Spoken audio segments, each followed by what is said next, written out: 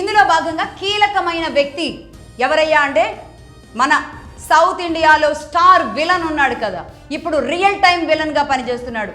South ఇండియాకి, సనాతనానికి, భారతదేశానికి real time విలన్గా యాక్ట్ చేస్తున్నాడు, ప్రాక్టీస్ చేస్తున్నాడు. This is not an act, ఇది ఇప్పుడు ప్రాక్టీస్ చేస్తున్నాడు. ఇతను ఎలా ప్రాక్టీస్ చేస్తున్నాడు అంటే ఇలాంటి విషాలు తయారు చేస్తున్నాడు ప్రకాష్ రాజ్. ఒక విలన్గా తనని ప్రజలు ఆదరించారు, కానీ ఇప్పుడు రియల్ టైం విలన్గా ప్రాక్టీస్ చేస్తే కనుక అతడు కళ్ళల్లో, అతడి మాటల్లో, అతని బిహేవియర్లో కనబడిన ఆ విషం ఏదైతే ఉందో ఆ విషానికి విరుగుడు ప్రజలే చేస్తారు. ఈనాటి వరకు సినిమాల్లో పనిచేసిన ఏ వ్యక్తి చెయ్యనంత ఘోరాలు ఇప్పుడు ప్రకాష్ రాజ్ ఆధ్వర్యంలో నడుస్తున్నట్టుగా తెలుస్తోంది. మరి ఈ సిటీ విచారణలో బయటకు వచ్చిన నిజాలు చూస్తే ఎందుకు ఇతడు ఇంత రెచ్చిపోతున్నాడు, ఎందుకు ఇతడు ఒక భావజాల వ్యాప్తిని తీసుకున్నాడు, ఎందుకు ఇతడు కావాలని పవన్ కళ్యాణ్ని టార్గెట్ చేస్తూ ఉంటాడు. ఒక్కసారి ఇది అంటాడు, ఒకసారి పవన్ కళ్యాణ్ని, సనాతనాన్ని అతను పెద్ద మేధావిలాగా, అతడు మాత్రమే భారతదేశానికి రిప్రజెంట్ లాగా, కొత్తగా పుట్టుకొచ్చిన మేధావి, లెఫ్ట్ మేధావి ఇష్టం వచ్చినట్టుగా మాట్లాడుతూ ఉంటే ఎవరికి అర్థం కాలేదు. పోనీ ఆయనలో ఏదైనా భారతదేశం కోసం ఏదైనా చేయాలనుకుంటున్నాడేమో, ఆయనలో ఇంకేదైనా తప్పనుందేమో, ఆయన ఎందుకు ఇలాంటి దుర్మార్గులకి అస్త్రంగా మారుతాడు అని అందరూ అనుకున్నారు. కానీ ఇతడు వేస్తున్న ప్లాన్ చాలా పెద్దదిగానే ఉంది. ఈ కాక్రోచులు, ఈ విధంగా వీళ్ళు, ఈ లెఫ్ట్ భావజాలం ఉన్నవాళ్ళు, దేశం బయట భారతదేశం మీద జరుపుతున్న కుట్రదారులు ఎవరైతే ఉన్నారో వాళ్ళ అందరూ కాంటాక్ట్లో ఉన్న వ్యక్తులు వీళ్లే అనేది ఈరోజు బయటకు వస్తున్న అంశంగా పోలీసులు అనుమానిస్తున్నారు. ఈ అనుమానాలు నిజమైన నాడు ఖచ్చితంగా ఒక్కొక్కరిని ఏం చేయాలి భారతదేశంలో ఆలోచించండి. ఈ ప్రకాష్ రాజ్ గారు రియల్ టైం ప్రాక్టీస్ చేస్తుంటే విలన్గా ఈ విలనిజాన్ని ఏం చేయాలి, ఈ విలనిజాన్ని కొట్టే హీరోలు రావాలా వద్దా? ఇతడు ఏకంగా కేరళలోని ఒక రిసార్ట్లో కూర్చొని చిన్నయ్యకి ఫోన్లో మాట్లాడి, నీకు అండగా ఉంటాం, ఇనిషియల్గా నీ చేతిలోకి ఒక 50,000 ఇస్తాము, ఆ తర్వాత 2 లక్షలు ఇస్తాం, మొత్తం దీని సుపారీ డీల్ ఎంతో తెలుసా, 50 లక్షలు.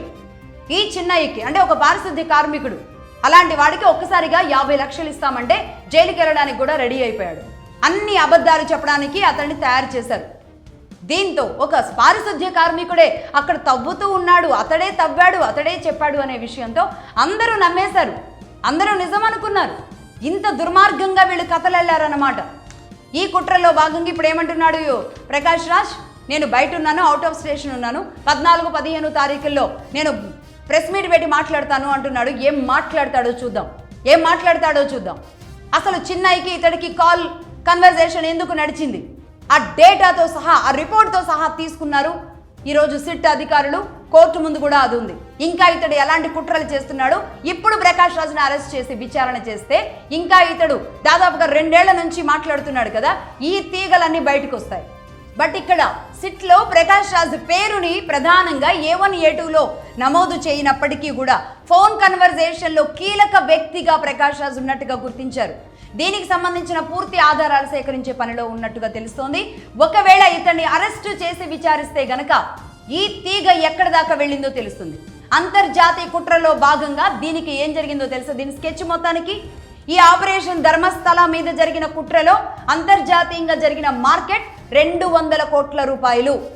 200 కోట్ల రూపాయలతో టార్గెటెడ్గా ఇక్కడ ధర్మస్థలాన్ని కొట్టాలి, సనాతనాన్ని కొట్టాలి, భారతదేశాన్ని ప్రపంచ చిత్రపటంలో బ్యాడ్ చేయాలి. ఈ విధంగా జరిగిన కుట్రకి 200 కోట్లు. అందులో భాగంగా చిన్నయ్యకి చూపించిన ఆశ 50 లక్షల రూపాయలు, అతడి చేతికి ఇచ్చింది 50,000 రూపాయలు మొదటిగా, ఆ తర్వాత 2 లక్షలు ఇచ్చారు, మొత్తం 2.5 లక్షలు ఇచ్చారు అని చెబుతున్నారు. సో మొత్తంగా అతడు ఒక పారిశుద్ధ్య కార్మికుడు 50 లక్షల రూపాయలకి ఆశపడి కక్కుర్తిపడి ఏకంగా ఒక ఆలయాన్ని 800 సంవత్సరాలు ఏ పేరుతో అయితే ఆలయం ఉందో, ఏ పేరుతో అయితే ఆ గ్రామం ఉందో ఆ గ్రామానికి హాని చేయాలని చూశాడు. ఆ ధర్మస్థల ఏదైతే ఉందో ఆ ధర్మాన్ని నిలబెట్టింది.